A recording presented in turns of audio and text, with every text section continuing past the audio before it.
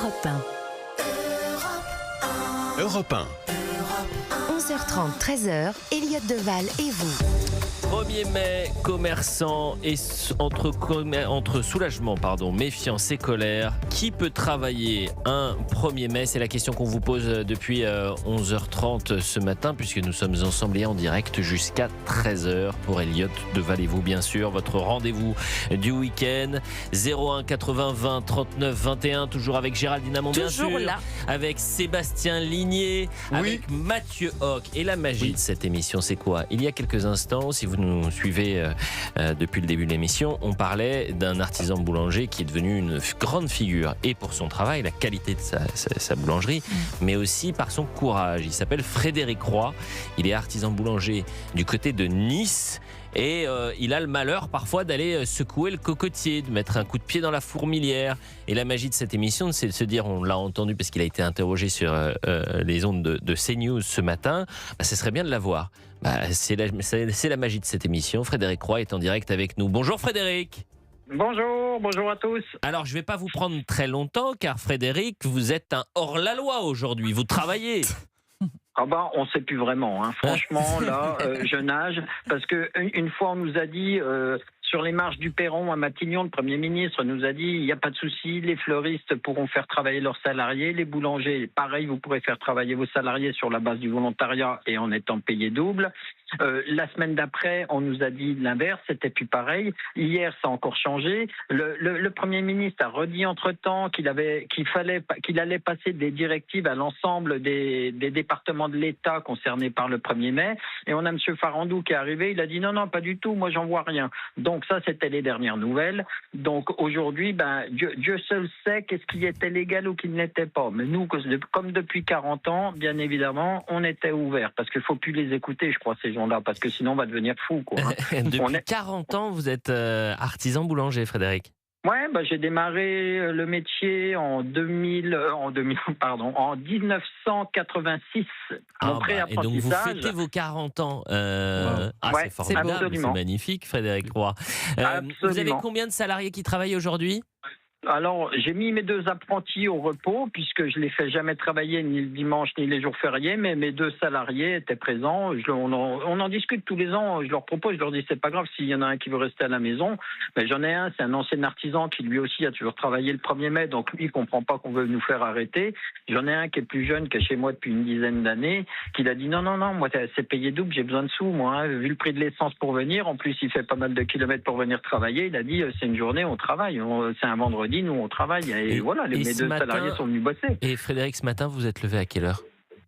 Alors, ce matin, je me suis levé à 3h. Je suis arrivé au boulot, il était 4h moins le quart. Et puis voilà, et là, on va rester ouvert jusqu'à 13h, puisque les jours fériés, je ferme toujours à 13h. Je reste fermé l'après-midi.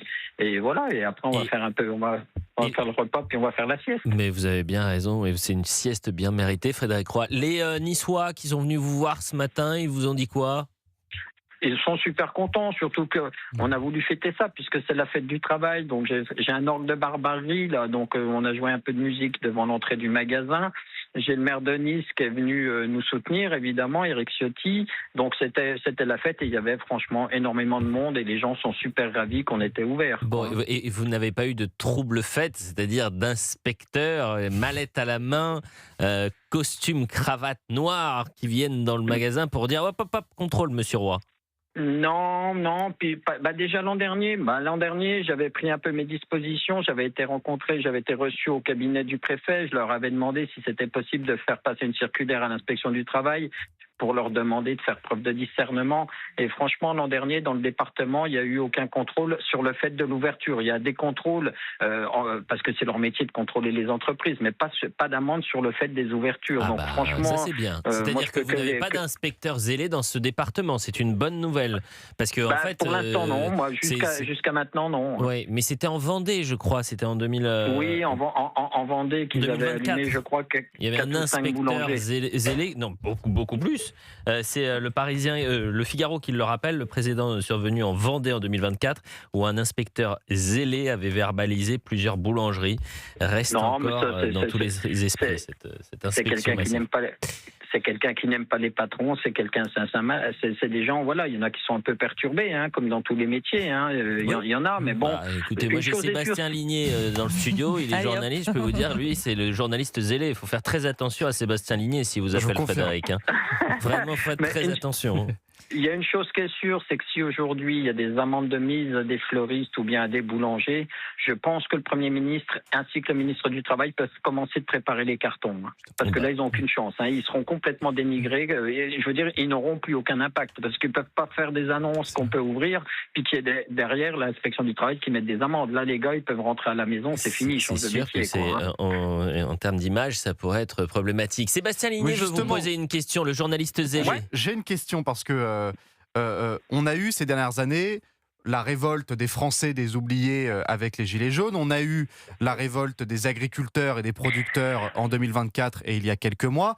Est-ce que vous pensez que la prochaine grande révolte, ça peut être celle cette fois des artisans, des petits commerçants qu'on n'entend finalement jamais et qui pourraient finalement, à l'occasion de cette polémique du 1er mai, se dire maintenant ça suffit, maintenant laissez-nous bosser, ce gouvernement ne nous respecte pas, ce gouvernement nous muselle. Est-ce que vous pensez que les commerçants et les artisans peuvent aussi se soulever si ça finit par s'envenimer cette situation?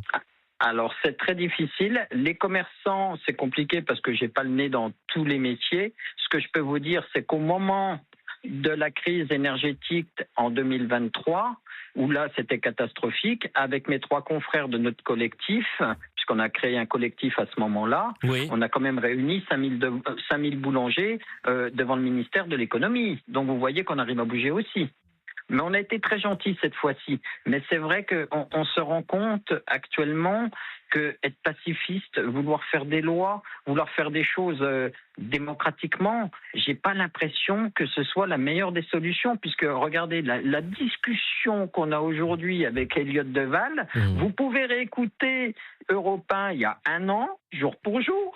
On a eu la même discussion, c'est-à-dire qu'on nous avait promis de nous faire une loi avant l'année d'après.